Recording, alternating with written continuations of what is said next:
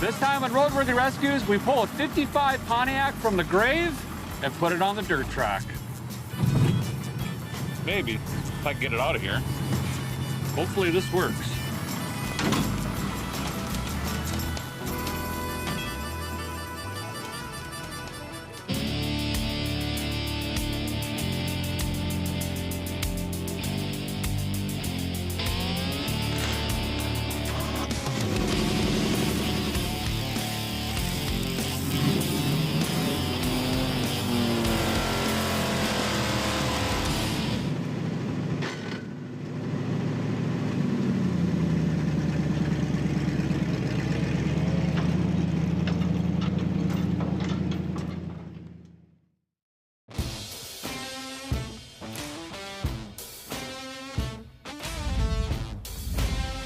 This week, we're back in Tennessee. We're rummaging through hubcap hills, and I think it's time we do something with this 1955 Pontiac.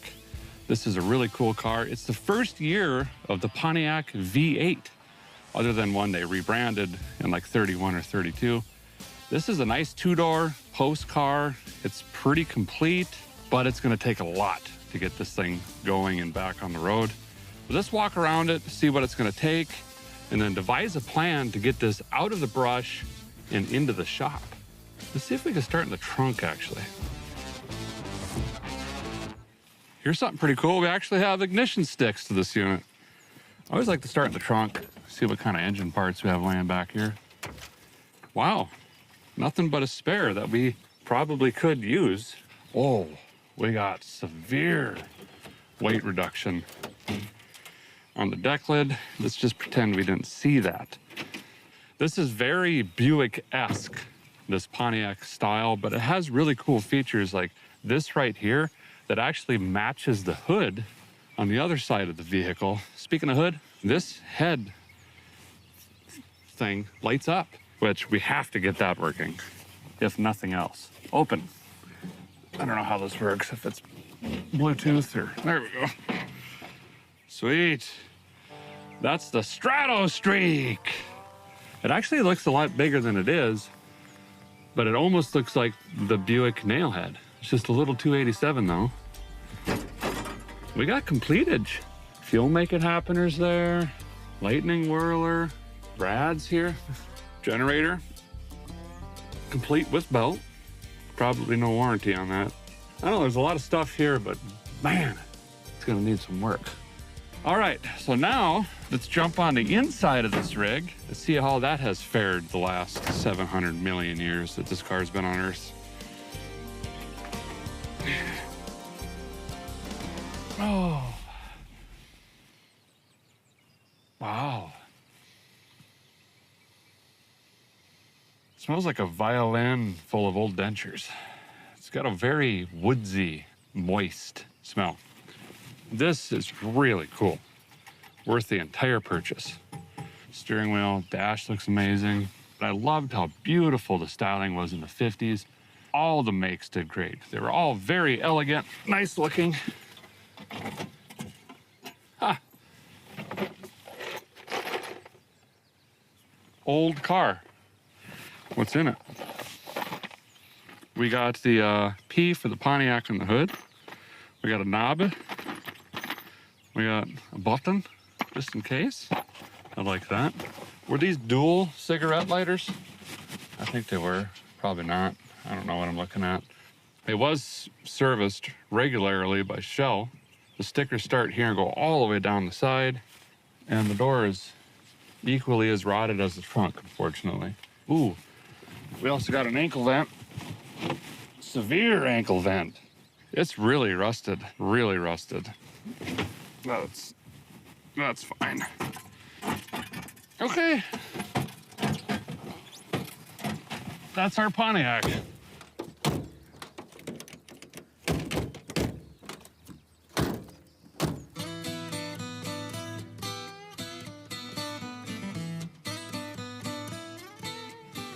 So unfortunately, this 55 Pontiac is pretty far gone. Probably too far gone for us to do some sort of restoration in just a handful of days. But I've got an idea that will get it out of the tree still, have some fun with the car and put it back on the road, We could do kind of a 50s and NASCAR theme with this thing, and then we don't have to worry and care about all the rust and rot in the floors and doors and trunk and everywhere else. That being said, it's going to be a tremendous amount of work, starting with just getting this out of the trees. So my buddy Chad is back from season 2. He's going to be helping me with this thing. What do you think about this Chieftain? It's pretty cool. It's got an airplane, you know, a lot of rust. A lot of rust. Doors don't close, stuff like that. But nice. Maybe we could slide this around a track, though, and have some fun. Yeah, sounds dangerous, but yeah. Definitely. Okay, so first thing is probably just try to get some tires on this, get it rolling. Yeah. And then we'll find something to drag it out of here, get it up to the shop. Sounds good. All right, let's go find some tires. So I often get old cars, hide them back here under the foliage and trees, try to protect them a little bit, but they often lose tires, so this is gonna be interesting. Look at the roly-polies. All right, repeat, other side. Jeez, man, you're working way too hard. It's too early for that. So we don't have any documented proof of how long this thing's been off the road, like insurance or registration or plates or anything, but from a guy's experience with automobile archaeology, I'm gonna guesstimate 28 to 34.5 years this has been sitting. So this is actually gonna be really cool if we can get this thing fired back up and running. One of my biggest concerns right now is this should have some form of Dynaflow transmission. They work great when they work, but when they don't work, there's probably 5 people in this country that know how to rebuild that transmission correctly. I've been through it multiple times with my old Buicks. So we'll have to keep that in mind. If it runs, it's a victory, but actually, will it go in gear? Good to go. She's dancing on all 4 paws. Okay, so this is an Automagical. We know the front 2 tires turn. We don't know if the rear is locked up or anything with the drive line. Yeah. But I've got a Diesel Scout that should be able to yank this thing. I'm gonna mow a path through the trees. We'll hook a chain on this. You can get an air tank and a respirator. Steer this, and let's see if we can pull it back to the shop. We got a journey ahead of us. Now we go revive a Scout.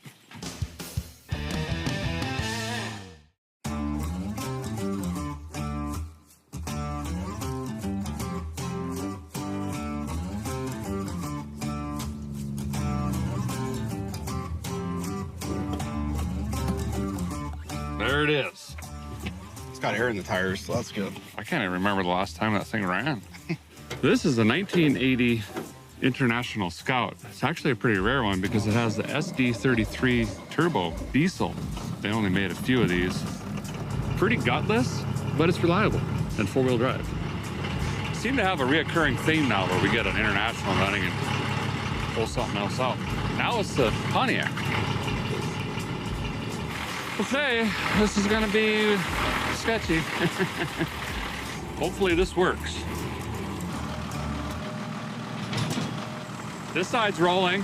This side's locked.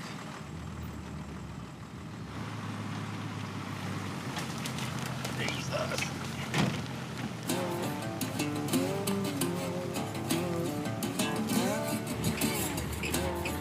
Can't see nothing.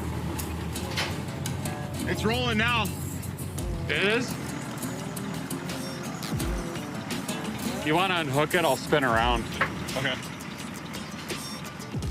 This way, if you get cooking down this hill, I can grab a gear before we Bang. get. So I might get a little, I might grab third. That's all I'm saying. Oh. Okay, now we're almost out of the trees. We gotta go down a trail, through a hayfield, basically down the road to the shop. Should be fine. Love this old Scout.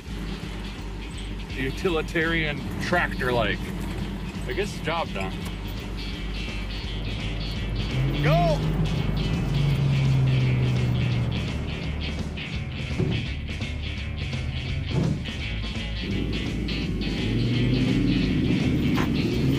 Oh my God. Got pretty close there. We made it. Okay, now, how do we get it back in the shop?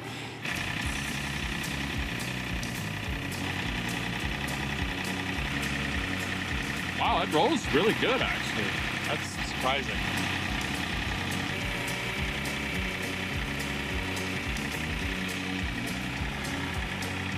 Uh-oh. 4W.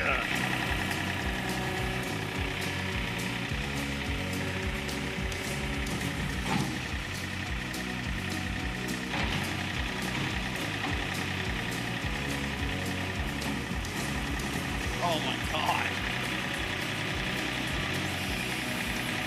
Little ambiance. That was personal. Why is it so poop-like? We've made the trek. The car is in Vice Grip Garage. Now, here's the plan. We don't have one, but I think we should start with seeing if this actually runs first. And it's gonna get pretty dicey, but let's get this hood off so we can actually see, get over the fenders, work on this thing. We're gonna start with the basics: spark, fuel, compression, probably also check the gears, and we'll probably end up with the least important, brakes. Hopefully it runs. It's been sitting a long time. All right, you wanna bang on that key and we'll see if this thing spins over? Yep. We got a inline light bulb checker doodabber. And this bulb should flash if we got sparkles. Fingers crossed. Oh. Okay. It's got vacuum and it's spinning. That's really good news. I was worried this was gonna be a boat anchor. I'm gonna try to prime this. Hit her again. Oh.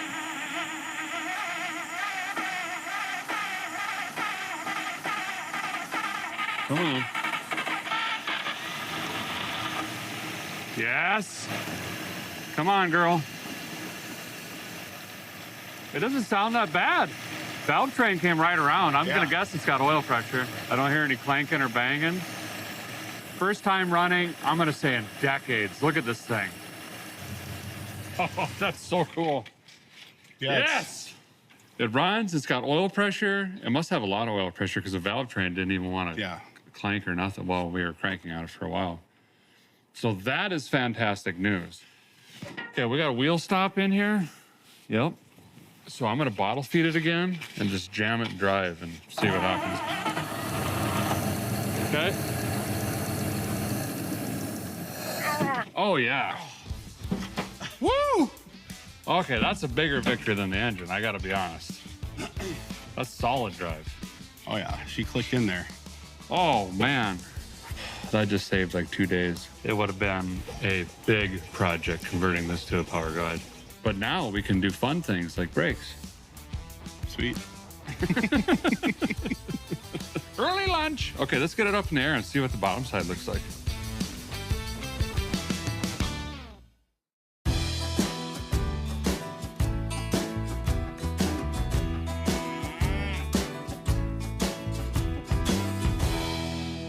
So I think where we're gonna start is just a lot of the basic maintenance stuff. Try to get this thing running and idling on its own so we can further assess what's going on here. I'm gonna drain the transmission, shift machine, the old go forward, go backwards box. Chad's gonna crack the plug on like fuel tank, see if anything is even in there. Oh, it smells real bad. That looks like 10W30. It's like fresh motor oil. Oh, that's brutal. So we're getting into the Earl filter here. This one's a little bit different. Some of these older rigs, you just have a canister basically, or filter insert would go in the canister and then boop, you just put this up. So eventually, obviously, as automobile progressed, you get the whole thing to spin on. In this case, you keep reusing the can side and just drop this in to change your filter. Ooh, and that is one slimy, not so goodish looking filter. Triple trapper. That's cool. An old triple trapper. Ah.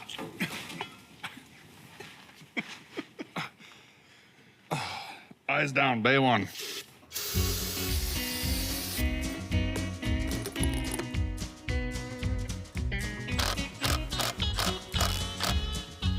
Triple trapping.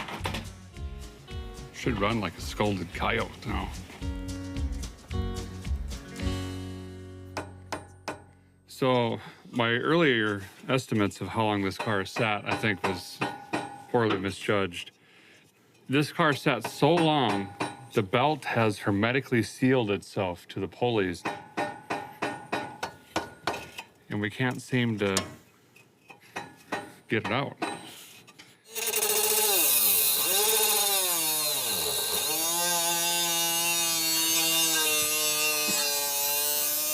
It's a really sweet idea.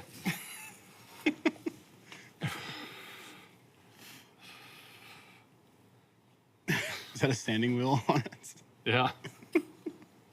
What would you use?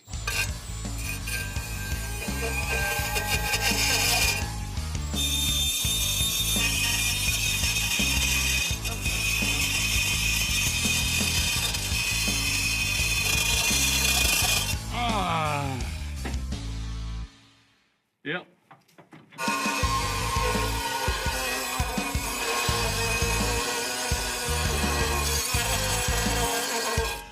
This episode of Tennessee Metal. See what I did there? Okay, put that belt on. Let's go home. Boom. Beautiful, man. And that's a green belt. That ain't going nowhere. So I'm gonna redo the ignition system here. Radio resistance, hyper low. Performance stuff back in the day, tell you what. Old school AC Delcos. Mine's got about 74 million miles on it. So this is pretty cool, doing some automobile archaeology here. The filter was just an AC, and the plugs are really old school AC as well. You can tell by the color green and the wide band as well, and it just says AC. It didn't become AC Delco until 1974. So the plugs and oil in this is 50 years old-ish. It's a long time. Doesn't necessarily mean that's when it was parked, but I doubt these have been run since 1974. That's pretty crazy. I'm gonna basically just start tuning this up, get a new fuel line from the rail to the pump, but we're just inching closer to having this thing sit here and idle. Chad's working hard on the doors. He found out the hard way as I was pulling them with the Scout.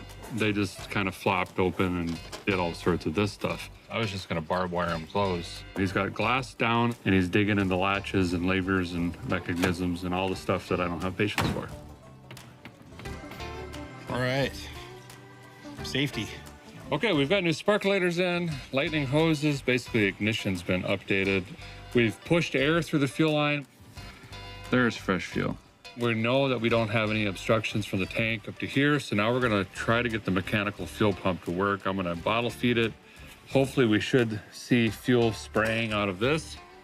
Then I'll plug that in and we'll see if the fuel make it happen is gonna make it happen.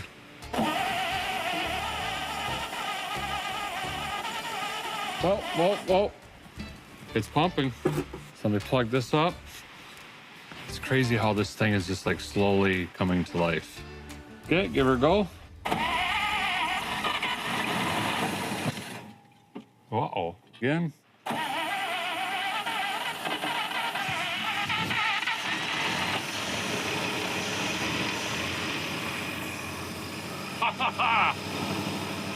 It sounds like it was turned off yesterday. Yeah. Well, the belt's staying on after our Dremel attack. It fires right up. Somehow the starter's hung in there. We've cranked the snot out of that thing. Yeah, there's no accelerator pump. So this is pretty awesome. It actually charges. The generator is working. We're getting like 12.6, 12.7 here, and the gauge in the dashing works. The story we heard was an old timer parked this and then unfortunately passed away. And I think that's probably actually the case. You hear that all the time and it's not, but pretty good old rig. So let me figure out this fuel delivery issue. Luckily, we've got a good old standby 2-jet sitting here. So I'm gonna go ahead and just bolt this on because I know this will have an accelerator pump. Should be able to rev this thing up. And Chad's got the heater hose capped off as well. So we should be able to fill this up with ice cube juice and see how many leaks we have. All right, ready?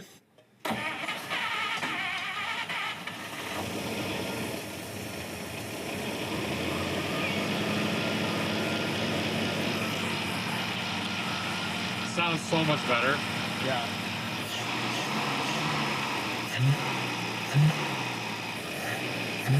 Yes! Ha-ha! Temp gauge is working, says it's right in the middle. Says it's charging.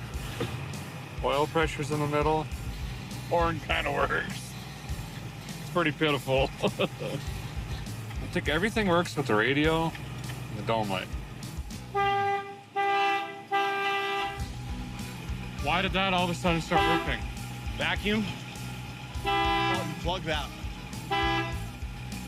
The car is slowly coming alive. I just tried that a minute ago and it was like, yeah. Now, that's a get the heck out of the way. I got a Pontiac.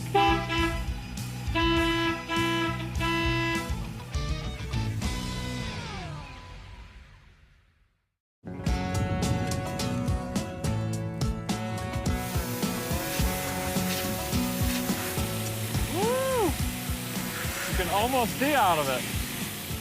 Well, good morning. We had another really late night last night, but we made big progress on the Pontiac. Yeah, we got the brakes figured out. We got the rear brake drum turned, and now it stops going forward and backwards. So we should be good for some driving around in the track and stuff like that. We got the master cylinder replaced, and we had to replace a lot of lines. We got a brand new line to the rear, both front sides, the rubber lines, all of that. But it's bled, feeling pretty confident. And we got the exhaust fixed. We cut off the old muffler, straight piped her with a little turn down. We're kind of just tootling around with little things here, waiting for Browder to show up. He's gonna start hand lettering and painting this car. I have started taping, which that's gonna be a big process. We're gonna get all the chrome covered because the nanosecond that lettering is dry, we're gonna clear coat this thing in and make sure we preserve and protect all that hand lettering for years to come. And then we can finally go enjoy this thing, hit the highway, find a track. Oh yeah. All right, taping, commence.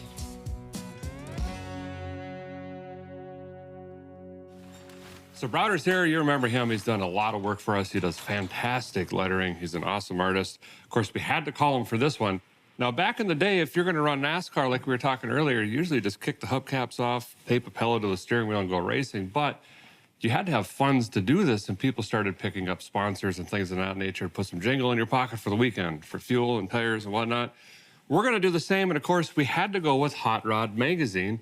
So Browder did some research, and you combed all of the archives for 55 specifically. Right. Obviously 55 Pontiac, but the lettering on the back for the Hot Rod Magazine, that is era specific. And then I'll leave it to your professional opinion what we should do on the hood. If we're gonna do the Straddle Streak, if we're gonna do the CI or Horsepower sometimes. horsepower, Yeah. or, you know. They like to don't know. brag about that. Yeah, right. Yeah, while he's doing this side, he'll explain what he's doing. I'm gonna go on the other side and start taping. I'm already cramping up. Okay, so on the hot rod part of this, I went and researched the 1955 magazines. And what I did is I made a pattern, and I perforated where the lines are, and I'll take chalk. This technique dates back to the 1500s when Michelangelo painted the Sistine Chapel. They restored those paintings in the early 80s, and they found traces of his pounce patterns, and that's how we know that. So this is a very old technique, and it's an old sign painter's trick. This is just an oil-based enamel sign painter's paint, and I'm putting a little bit of a tint to it just to kind of get a little bit closer to the red that's on it. And I'm gonna apply this so it gives the appearance that it's been on there this whole time, since 1955.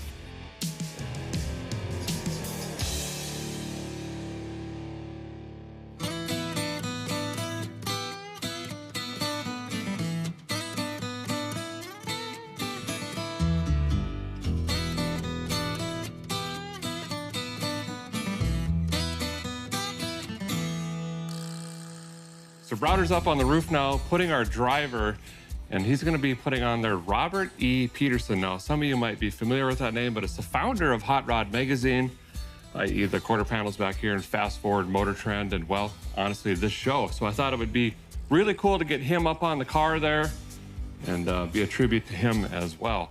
Meanwhile, Chad and I are still taping off. This side is almost done. It's looking fantastic. Once we get some clear on this, it's gonna be just amazing. Wait.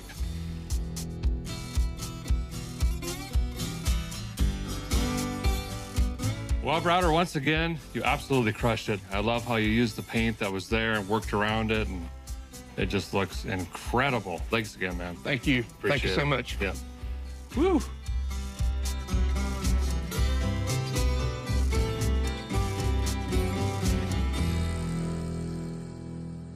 So to complete our look, we've got to change the tires and wheels, obviously. We're going to keep the steel wheel look, but these are really skinny, and obviously the tires aren't holding wind. So we're going to upgrade to some 15x8 steel wheels, and then the BF Goodrich radial TAs. These are 215/70 15s. And of course, you got to do white letter out, right? So we're going to mount these up first, and then I'm going to paint them. It's going to save a bunch of time and hassle. Just lean in, and I'll Put my face by the side. just... So the tires we got off the interwebs are way too narrow for our wheels, so we're going to try to stretch these on here. The old school one. Bring the thunder! Didn't work.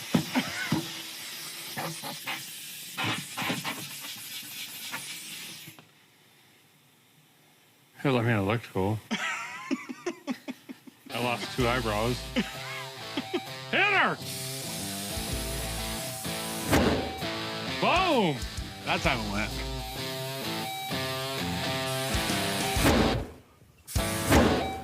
Gloss black is what we're gonna go with. It tied in the rust, like the age of the car, the shadow on the 55. It just made it look really cool. We're gonna let these sit for the night. The car's gotta dry for the night as well, all the lettering and everything that Browder did. And then in the morning, we're gonna clear coat it. These will be drying mean whilst we'll mount them up. And I think we're gonna try to drive this thing to the track.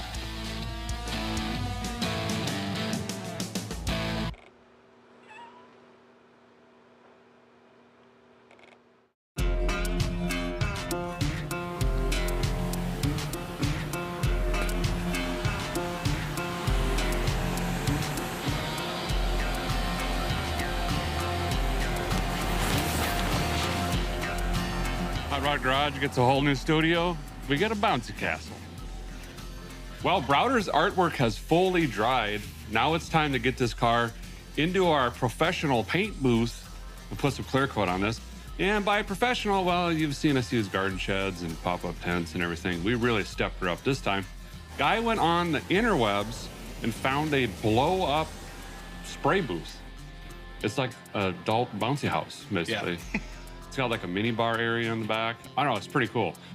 We're gonna roll this out in there, quick wipe it down once over with some, I don't know, Earth Ghost juice, something, clean it up because of our handprints and all that. And we also have a bunch of bugs and mosquitoes and stuff like that that I don't necessarily want in the paint forever. Chad's actually gonna lay a coat down. He's never done it before. I'm gonna show him how easy it is. And then I'm gonna lay a second coat down. And then we're gonna call that good enough and go to lunch. As far as product goes, we're gonna be using the Vice Grip Garage wipe-on clear coat, but you can also spray it if you want. We're gonna be mixing the gloss and then the Vice Grip Garage matte clear. And we mix both of these equal parts. We're gonna get more of a satin, so it's not gonna be super shiny. It's not gonna have that kind of dull sheen. Should land somewhere in the middle. And then of course, we're just gonna add our catalyst. It's an 8-to-1. So we'll have 8 parts clear, 1 part catalyst. Mix these up, I'll do several cups. Chad's never sprayed it before. I'm gonna hand it over to him, let him put a coat on. We'll let that flash off, and then we'll do it one more time. We are gonna wear a respirator. You do have a fan in our bounce house pulling some of the air out through some makeshift filters, and should turn out pretty good. Keep on rocking. Chad's doing really good. Guys, don't be afraid to do this stuff at home. It's not rocket science. Well, there's science, but it's not rocket science. And it's just clear coat. If you mess it up, you just sand it down and do it again. This is gonna look great. It already has a nice satin sheen. It'll dry a little bit duller, but it's looking awesome. Great job, dude.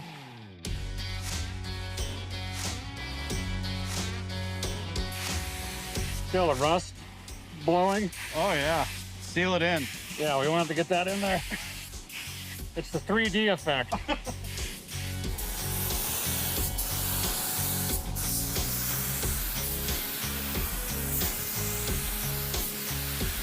Now we just let it bake in the bake booth. Higher than Snoop Dogg and Mount Everest. Woo! Hey, the car has baked. It's dried. It looks absolutely incredible. The rust, you can see this really darkened up. The shadow looks great. And it brought a lot of this red back. Remember how there was such a big contrast between the hand painted and what was here? Now they virtually match. And it just tied everything in beautifully. And the best part is this awesome art here is going to be protected now for years and years to come. So we're going to roll it outside of the booth here. It's about 317 degrees in here. Get it back into the shop. And then I think that's it for the looks department.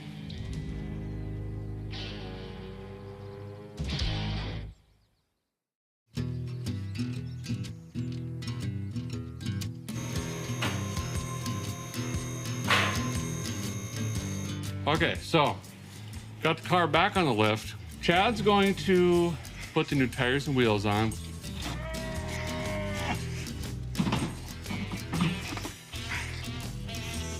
Okay, get out of there. Easy. It's just hot rodding, dude. While he's doing that, I'm gonna throw sparks at the fuel tank right now. We have a fuel delivery issue.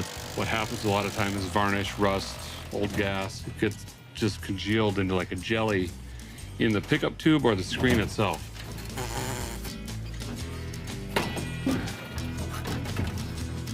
I think this is shot.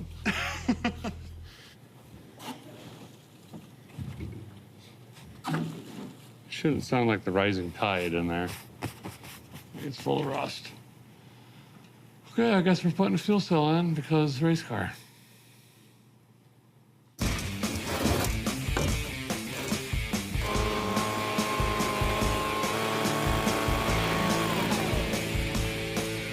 Okay, that's vacuumed. Then we're going full race car. Cut the trunk out of this thing, throwing in a fuel cell.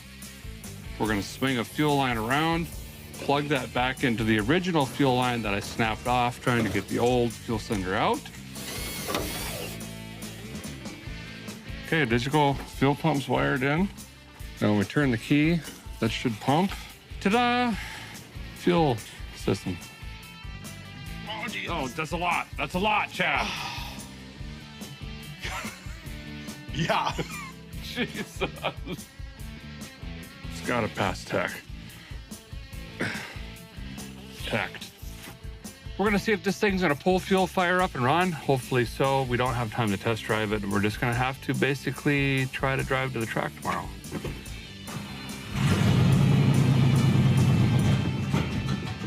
Don't, this stick's gotta pull fuel. Hold on. Come on. Come on. Come on. There it is.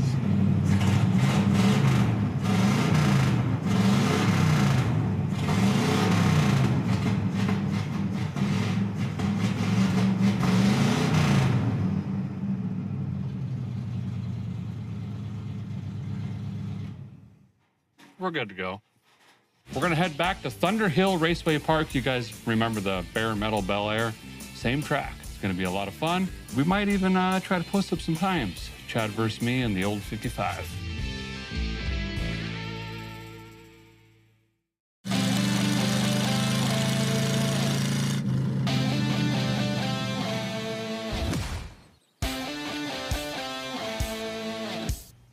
Well, we have successfully made it to Thunder Hill Raceway. This is a quarter-mile track, and get this, the bank angle is 33 degrees, which is actually more than the famous Bristol track. This is gonna be a lot of fun. Racetrack here, don't go off that side over there. Now, this is cool. This is what they did back in the day, and we've been saying this, but we dug this out of the trees, put some basic maintenance items on it, kicked the hubcaps off, and we're here just to do some fun racing, go around the track. Maybe try to keep it off the walls because We got to get home in it. Yeah. Do you want to go first? Yeah, otherwise it'll be wrecked. I won't get to go. Good point. I think the helmet's in it. Have fun. All right.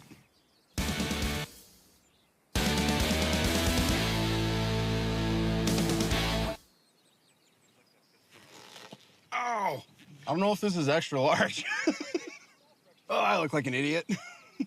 This is Chad's first time ever driving the car, so we might as well do it on the dirt track. Go fast, turn left. Okay, we'll get the stopwatch going. He's gonna try low gear and high gear. It wants to hunt in between the two. Oh, it looks so cool. Sorry. Look at the front tire. It is rough out there. It is bouncing like a basketball. I'm gonna have to keep that in mind. They used to tape stuff into the seats to make you not slide, but he'll figure it out.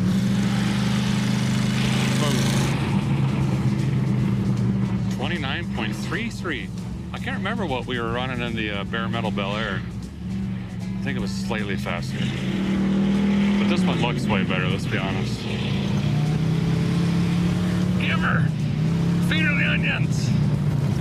Visors are all shook down. 29.47. Consistent little devil. I can't do math, but that's really close.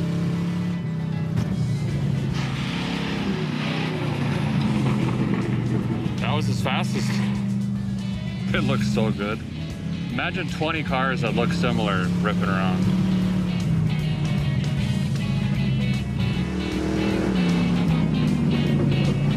Look at the intense look. It's really dialed in. 28.44, probably a record. Oh, pit stop. Is it getting hot at all? Still has oil pressure? Sweet, dude. Dude, the front tires look like they're about to rip off of this thing. They're bouncing off the ground. Right here, it's so rough. It's like everything's fine. Those look cool. You ran really consistent.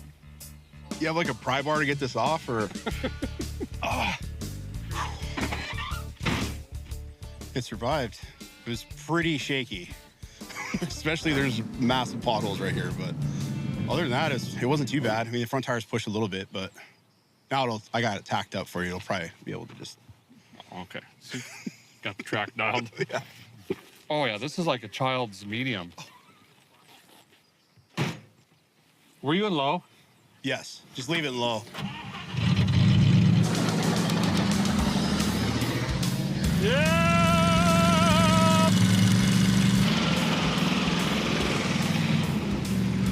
Oh my God. It does bounce.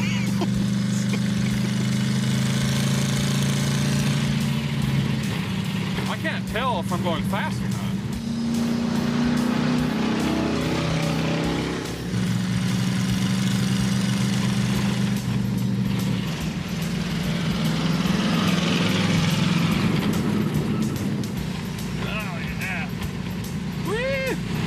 My tongue was hanging out, but it was. Oh. There's the bumps. Man, these guys, nerves of steel back in the day. They'd race on sand, asphalt, concrete, dirt, mud. It didn't matter. They just wanted to go fast.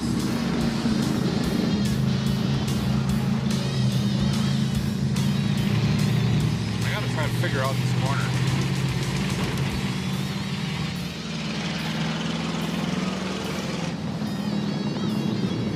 Faster. 2706 is that one. Now he's sending it. Yeah.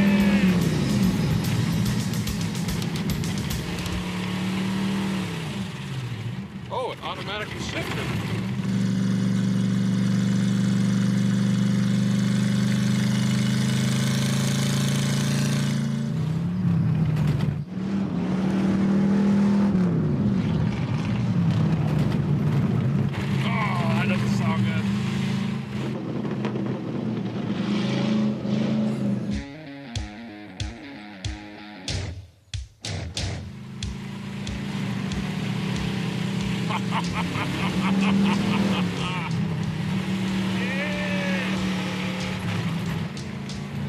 right, last lap.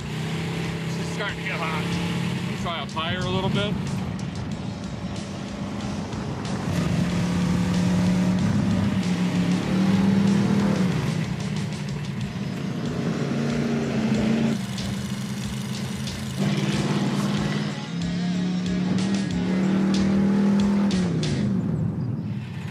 That was fun.